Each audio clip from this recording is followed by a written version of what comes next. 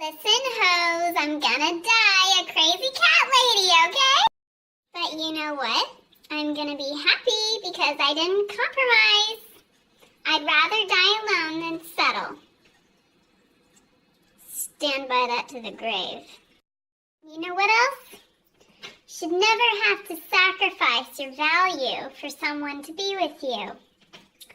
And if you do, they're not right for you yet. And if they ever come back to you, they should be sorry that they left you to begin with. And that you weren't worth sticking around throughout the problems. Because if you're willing to stick around and they're not, that's their loss. Someday they'll realize it. But the only way they're going to be able to get you back is if they're genuinely sorry and realize their loss and where they were wrong and where they need to be loyal in the future and all of these things. The only way it's going to work is if you still stand by your morals and they value you now for who you were and are. But I wish the best for all of you and hope that that won't be you. If that's me, guess I'll just be a crazy cat lady. I think I want to be that more than someone who settles. Ask yourself, what's worse? To be alone, like you were from birth, or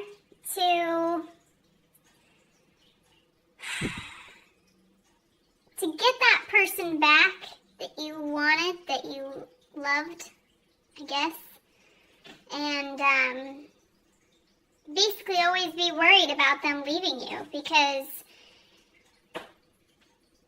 they never really did like you for who you were or appreciate that, and you were just trying to be who they wanted in order to get them back or make them come back to you. You can't be somebody else hoping that you'll get somebody back, because then you're gonna hate yourself the rest of your life, because you're not gonna be happy. You're gonna be always thinking about what you gotta do to make sure that this person wants to be with you. And that's not a good way to live. That's not a good relationship. I want to be with somebody that can understand my issues, my flaws.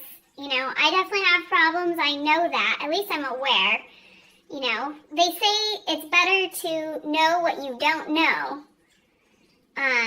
than to just think you know everything, or to be unaware of what you don't know. I know that there's a lot of things I don't understand, or that I don't communicate right, or whatever. You know, be self-aware. That's probably one of the best first steps to having a relationship. Not that I'm like a guru or anything, that's for damn sure. But anyways, you've got to be able to understand their flaws and who they are. Who they are has to be worth it to you. And, man, that was a lesson I definitely had to learn the hard way. How to be understanding of flaws. Everyone has flaws or immaturities, or they're inconsiderate or whatever. But, you know, at the end of the day, I realized that I have trust issues, and I wasn't big enough as a person to understand that even though they might be immature or inconsiderate sometimes, I definitely still could see their spirit inside was good and loving. And, you know, sometimes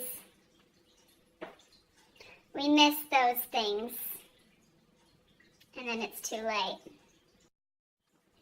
But you know what? The beautiful thing about love is that if they are truly loving and care for you as your own unique identity and person, you know, even if they ever walk away from you because of your guys' issues or differences, they'll always come back because they don't want to do life without you, you know, and sometimes we need to grow separately sometimes to realize the value and the identity of the person that we were with before.